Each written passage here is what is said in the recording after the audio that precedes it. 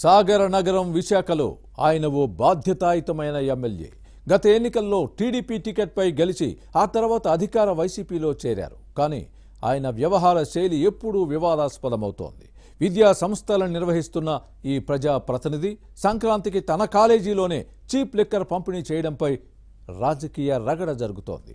ఆ శాసనసభ్యుడు తీరు నచ్చక పార్టీ నేతలు, వైసీపీ కార్పొరేటర్లు ఎవరి దారి వారు చూసుకుంటున్నారు. దీంతో వచ్చే ఎన్నికల్లో ఫ్యాన్ పార్టీ పరిస్థితి ఏంటి అనే చర్చ ఇప్పుడు సాగుతోంది.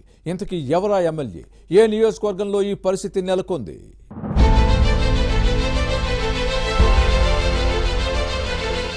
వాసుపల్లి గణేష్ కుమార్ విశాఖ దక్షిణ నియోజకవర్గం నుంచి శాసనసభకు ప్రాతినిధ్యం వహిస్తున్నారు. 2019 ఎన్నికల్లో టీడీపీ నుంచి గెలిచి వైసీపీలోకి జంప్ అయిన ఈ ఎమ్మెల్యే వివాదాలకు కేర్ ఆఫ్ అడ్రస్ గా మారారనే విమర్శలు ఉన్నాయి. ఫ్యాన్ పార్టీలో చేరినప్పటి నుంచి ఆయన్ను వ్యతిరేకించే నేతల సంఖ్య రోజురోజుకు పెరుగుతోంది. పార్టీలో అందరినీ కలుపుకుని పోకుండా కెలుక్కుంటున్నారనే టాక్ నడుస్తోంది.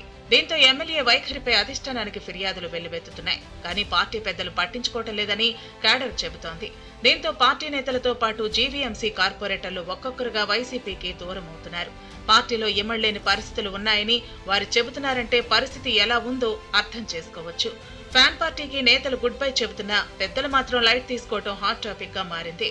వచ్చే ఎన్నికల్లో జరిగే నష్టాన్ని అధినాయకత్వం అర్థం చేసుకోలేకపోతోందనే ఆవేదన క్యాడర్లో కనిపిస్తోంది. కానీ లీడర్లు మాత్రం ఉదాసీనంగా వ్యవహరిస్తున్నారనే విమర్శలు ఉన్నాయి.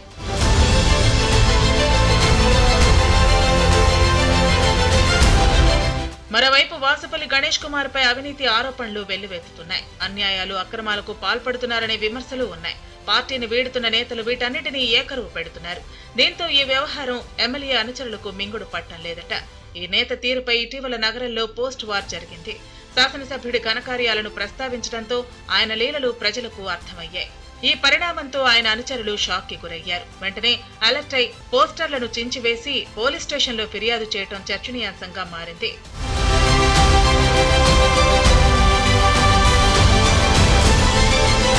వాసుపల్లి వైఖరితో విసిగిపోయి జీవీఎంసీ కార్పొరేటర్లు ఒక్కొక్కరుగా పార్టీని వీడుతున్నారు. ముందుగా కందుల నాగరాజు, సాదిక్ గుడ్ బై చెప్పారు.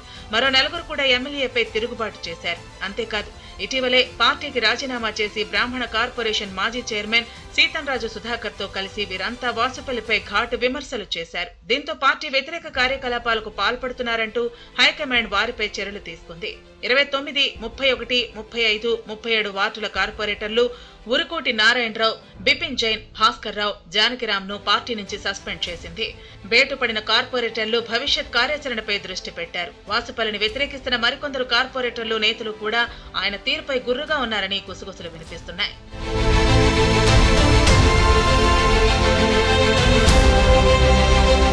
ఎమ్మెల్యే తీరుతో దక్షిణ నియోజకవర్గంలో పార్టీ సర్వనాశనం అవుతున్న అధిష్టానం పట్టించుకోవటం లేదని కార్యకర్తల్లో ఆందోళన వ్యక్తమవుతోంది. వాసుపల్లిపై ఇంత రచ్చ జరుగుతున్నా ఇప్పటి వరకు ఆయన్ను వెనకేసుకొచ్చిన పార్టీ అధినాయకత్వ వైఖరిలో ఇప్పుడు మార్పు వచ్చిందనే టాక్ ఉంది. సంక్రాంతి పండుగకు తన సొంత కాలేజీలో మద్యం పంపిణీ చేయటం వివాదాస్పదమైంది. టోకెన్ల పంపిణీ చేసి 400 మందికి చీప్ లిక్కర్ బాటిల్స్ అందించడంపై రాజకీయ దుమారం చెలరేగింది. ఎమ్మెల్యే తీరును తప్పుపట్టిన ప్రతిపక్షాలు, మహిళా, విద్యార్థి సంఘాలు ఆయనపై దుమ్మెత్తి పోశాయి. ఎమ్మెల్యేపై చర్యలు తీసుకోవాలని విద్యాశాఖతో పాటు ఎక్సైజ్ డిపార్ట్మెంట్ ఉన్నతాధికారులకు ఫిర్యాదు చేశారు. బాధ్యతాయుతమైన పదవిలో ఉన్న ఎమ్మెల్యే చీఫ్ లిక్కర్ పంచడంపై ప్రజలు మండిపడుతున్నారు. ప్రతిపక్షాలకు అనవసరంగా ఆయుధం ఇచ్చినట్లు అయిందని కోపతాపాలు వ్యక్తం చేశారనే టాక్ ఉంది.